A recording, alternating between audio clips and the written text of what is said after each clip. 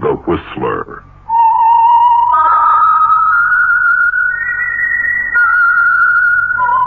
Presented by the United States Air Forces in Europe.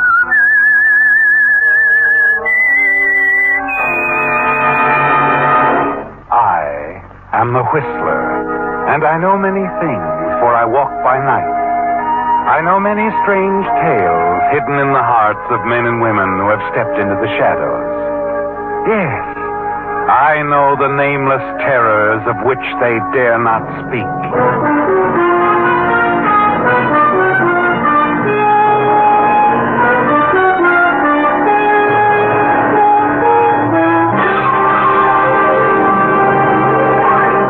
The Whistler will contain our information officer. Ask for USAFE pamphlet 190-1-27 on savings and investments. And now, the Whistler's strange story, The Huntress.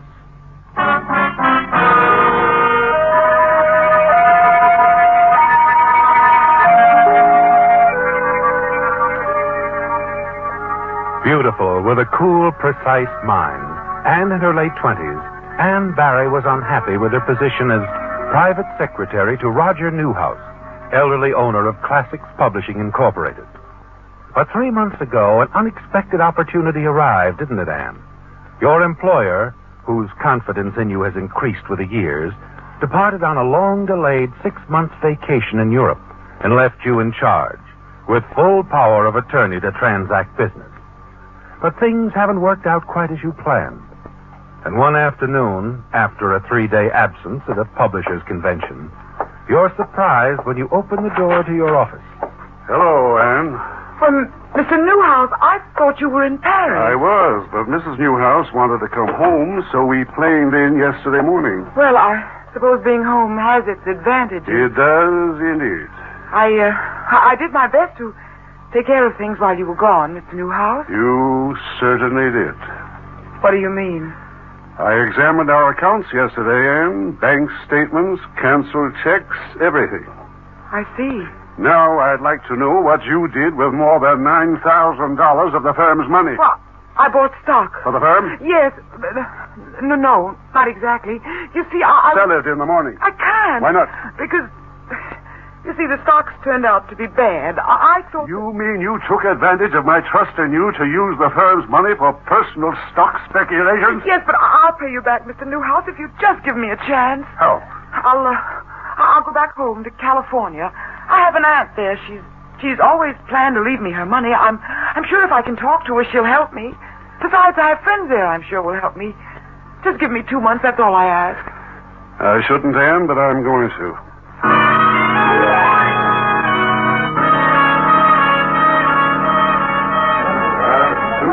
I'd like a ticket to Las Vegas on the 11 o'clock flight. Yes, ma'am.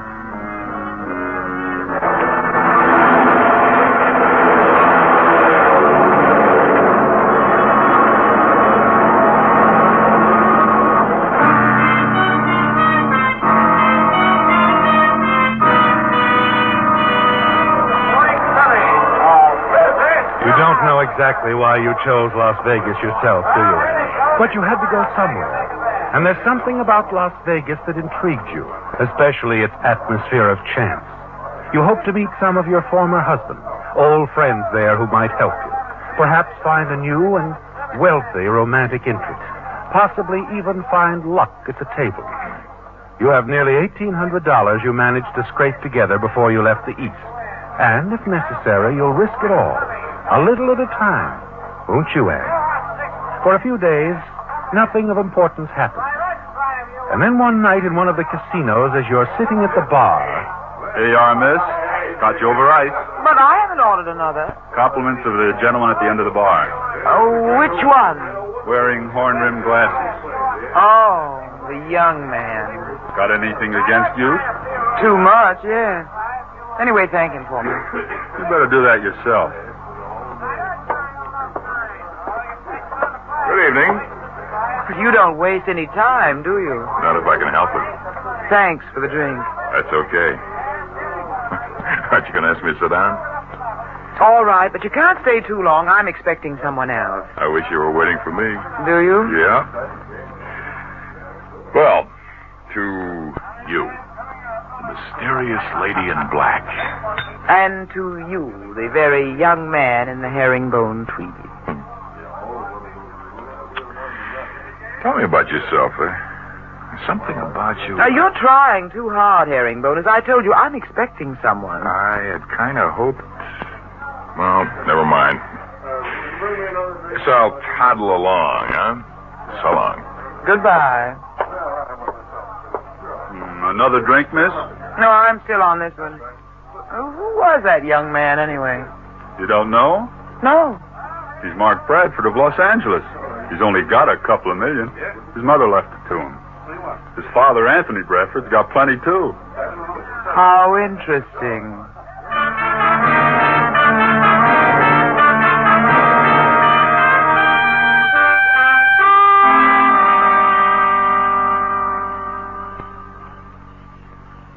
Thought you were waiting for a guy. Oh, you again. Don't you know better than to startle somebody like that out here in the dark? I'm sorry. Sorry if I seemed rude, but I guess you have to take it out on somebody. What do you mean? Well, nothing. It's an old story. I don't want to bore you with it. Don't worry about that. Well, I was in love. I wanted to get married. Have a home and children. He just wasn't interested. Maybe you're better off. Oh, why do you say that? Because I know what the other side of the coin looks like. I'm getting married next month. You're not in love with her? No. Never was, really. Well, then why in the world? Oh. Because I can't tell her, that's all. Not after all these years. It would kill her. Let's skip it, huh? What about doing this town? Forgetting it all. What do you say? Well, I don't know. We don't even know each other's names. Well, let's keep it that way. We can pour out our hearts to each other and no harm done, huh? Come on, let's go. Two little black sheep off on a spree. All right, I'm on.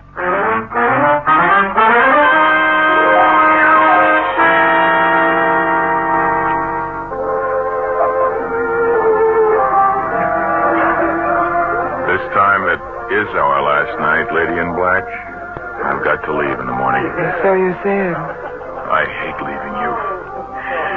Oh, if I could only tell Cynthia. Hey, excuse me. I'm Joe Bartlett, West Coast news columnist at Bradford.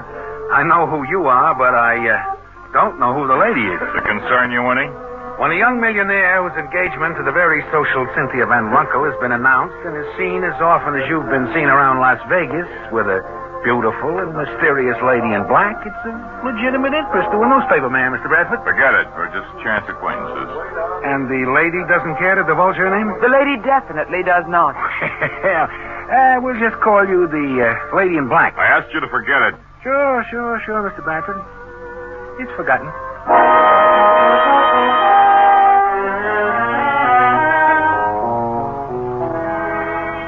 But it's not forgotten as far as you're concerned, is it, Anne? Nor is it farewell.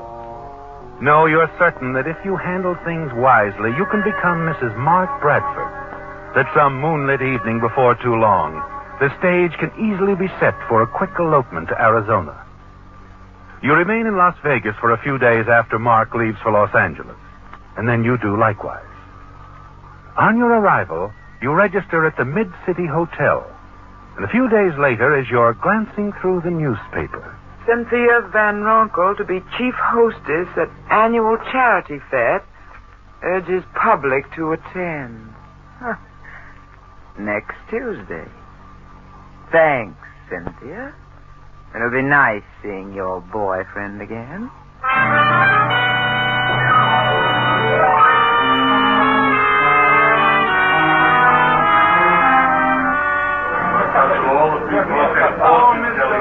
Well, of all people, hello. Hello. Good to see you again. Yeah, Mark, I don't think I've ever met this lady. I'm Anne Barrie. Oh, sorry. I'd like to present Carl Van Runkle, Miss Barrie, my fiancé's brother. I am pleased. You know Cynthia? I'm sorry, I've never had the pleasure. Oh. Well, haven't I seen you someplace before, Miss Barrie? I don't think so. Ever been to Europe? No. Oh, the orchestra. Carl, you will excuse us, won't you? I'd like to dance with Miss Barrie. Oh, surely. Go right ahead. So your name is Anne Barrie. Mm-hmm. You haven't been out of my mind, Anne. Seeing you again makes everything even tougher. You're going through with your marriage? Yes, Anne, I have to. Good luck.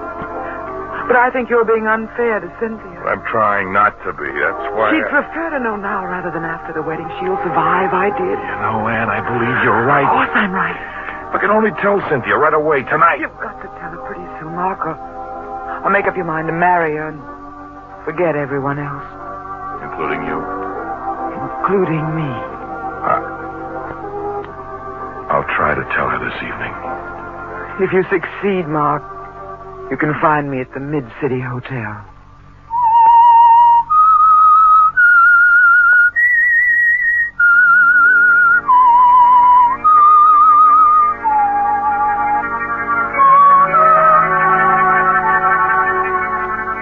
In spite of what he told you, you're not at all certain that Mark will break his engagement to Cynthia Van Runkle, are you, Anne? No. Mark is very susceptible to his companion of the moment, and you feel sure that once he's with Cynthia again, he'll soften and lack the nerve to break off with her. But you're still confident, aren't you, Anne? And the following afternoon in your hotel room, you get what seems like an unexpected touch of good fortune. Hello? Miss Barrie? Yes? This is Joe Bartlett, news columnist. Remember me? I met you in Las Vegas as the lady in black. Yes, I remember you. How did you learn where I was staying, Mr. Bartlett? Easy. I just asked Mark Bradford. I see. Well, what is it, Mr. Bartlett? I'm still wondering about you and young Bradford. We're just good friends, that's all. Oh. Real good friends? Well, yes, you could say that, I suppose. What about his fiancée? Well, what about... I've heard rumors that Mark was breaking his engagement to marry another woman. How interesting. Any idea who the other woman might be? Oh, now, really, Mr. Bartlett, I don't even know that Mark is breaking his engagement. But if he is, if the rumor is true, could the other woman be you? It could be almost anyone, couldn't it? It could at that. Well, thanks, Miss Barrie. Goodbye. Goodbye, Mr. Bartlett.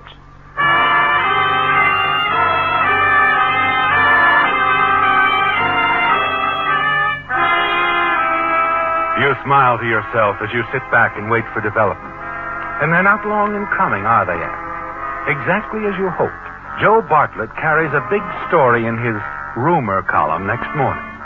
And late in the afternoon, you get a phone call from Mark and arrange to meet him at a small, out-of-the-way cocktail lounge. A few minutes after your arrival, you learn that the reporter, Joe Bartlett, accomplished even more than you'd hoped for. So you told Cynthia. After that newspaper story, what else could I do? She asked me point blank how I felt about you. How did she take it? Terribly. Cried like a child. Not the worst of it. Our friends are off of me. My father was so shocked he could hardly speak. Sorry? No. No, now that it's out, I'm glad. I'm in love with you, Anne, and I intend to marry you soon. Incidentally, Dad wants to talk to you.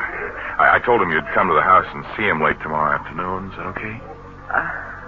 Okay.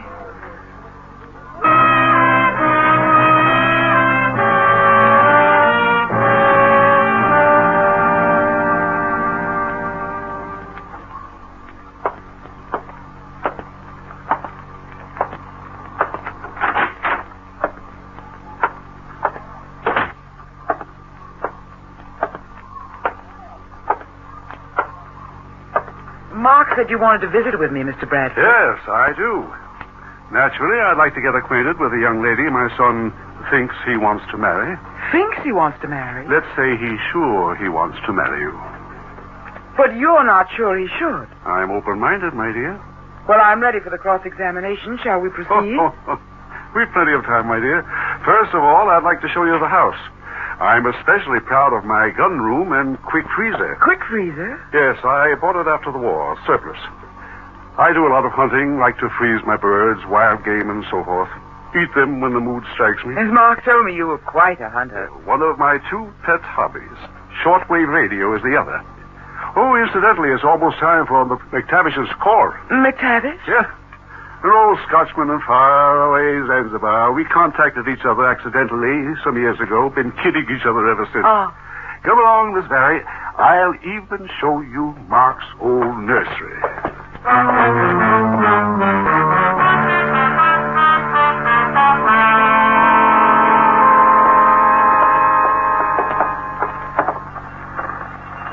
Hmm. 6 o'clock. I use the clock radio to turn on my shortwave set. McTavish will be on any second now. Calling W6XBY USA. This is VQ1XR Zanzibar. Calling W6XBY. Excuse me, those are my call letters coming over the shortwave set. Calling W6XBY. This is VQ1XR Zanzibar. Over. VQ1XR. This is W6XBY calling. Standing by.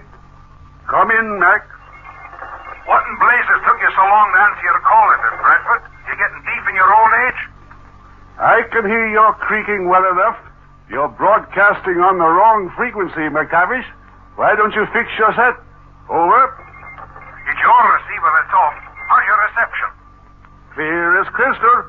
How's mine? I can hear you fine. If you only had anything to say.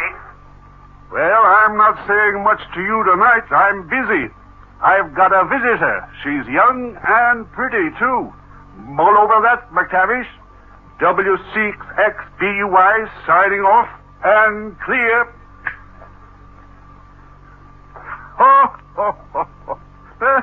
For two men who've never met, McTavish and I are great friends.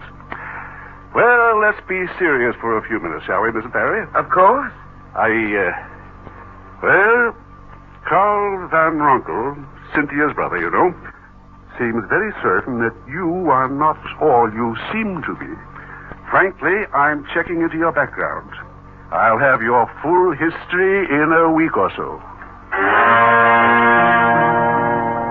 You have to move quickly, don't you, Anne? It's now or never, isn't it? The time for the moonlit tete-a-tete and elopement can't be postponed any longer. Not even another day, can it? That evening, you suggest a long drive, and finally park high in the hills, a myriad of lights dancing beneath you. It's beautiful down there. It's almost sad, isn't it? Yes, it does seem sort of sweetly sad. Mark, are you sorry about us, I mean? Of course not, darling. Are you? In a way. Why? Because I don't like this having to justify my existence. Your father investigating me, all that sort of thing. Darling, it's only natural that Dad would It's only be natural to want to be trusted by the man you love, too. But the way things are, I feel like a slave on an auction block. Anne, You you either can't. love me and want to marry me, or you don't, Mark. Now, which is it? You know I love you. Then you'll marry me now, tonight. Well, then it's yes. We'll fly to Yuma tonight.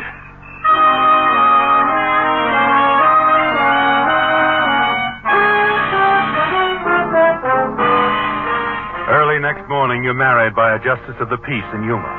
That evening, you write Mr. Newhouse, telling him of your good fortune and assuring him you'll soon return the $9,000 you embezzled. Now you're certain you've won your biggest gamble, aren't you, Anne? On your return from Yuma, you move into Mark's apartment, where you plan to remain until you find just the house you want. But late one afternoon, a few days after your return, Mark phones you that he's attending the annual dinner of his college alumni and won't be home until late evening. A few minutes later, his father phones and asks most urgently that you drive out to his house. I appreciate your coming in. It's the helps out right off. And it's just as well that what we have to say to each other be kept strictly between us. I have some correspondence in my desk drawer. I haven't shown it to anyone yet. I hope I don't have to. But I'd like for you to read it. I'll get it for you. Can't you just tell me what it's all about? If you prefer. It seems that the things that Carl Van Ronkel said about you are all true. And many other things. And what do you plan to do about it? I'm going to give you a chance to exit gracefully. How much money does exit gracefully mean? Not a cent. Oh, you forget I'm Mark Bradford's wife, and when a man of his wealth wants to dispose of his wife, the courts usually make him pay rather heavily for that privilege. Not when the marriage is fraudulent. Fraudulent? Exactly. You made the mistake of lying on your marriage license.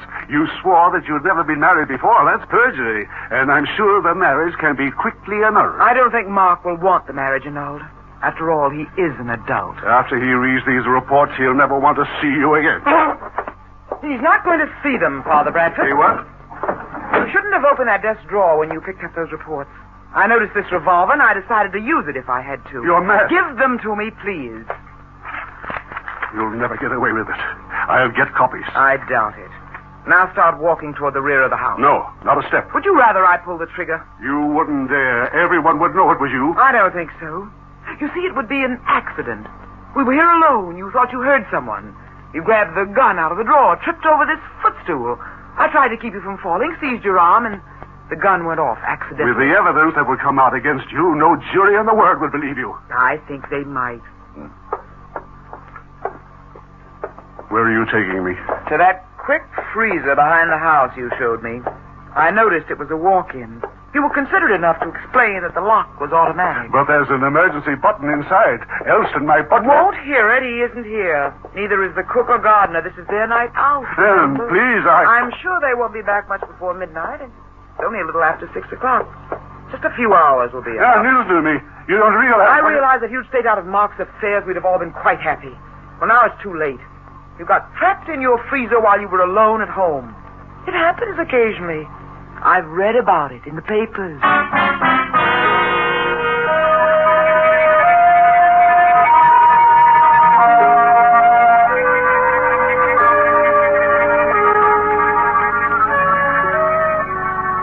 Once the freezer door closes on the elderly Mr. Bradford, you breathe more easily, don't you, Anne? You remain outside the freezer for nearly an hour, but as its poundings and entreaties grow weaker and finally stop entirely, you decide to return home.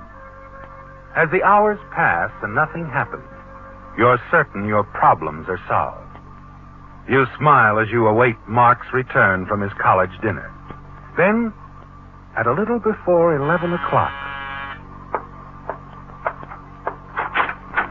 This is Anne Bradford. Yes? I'm Detective Lieutenant Graves of Homicide. Homicide? That's right. Well, won't you come in? Thank you. Why the late visit, Lieutenant? Has anything... I'm sorry, Mrs. Bradford, but you're under arrest. Arrest? What for? For the attempted murder of your father-in-law. You... He didn't die in that freezer, Mrs. Bradford. We got to him in the nick of time, and he told us the whole story. How did... We got a tip from Washington over our teletype. Sounded like a joke, but we decided to search the premises anyway, and we heard that freezer buzzing. Washington, I don't see how... The radio monitor there picked up a short-wave message from abroad. Here, I'll read it to you. W6XBY, Anthony Bradford, has just missed his first shortwave appointment in many years. The old buzzard must be either sick or dead. Please investigate immediately. Thank you, VQ1XR McTavish, Zanzibar. The Whistler. Listen next week when once again the United States Air Forces in Europe present The Whistler.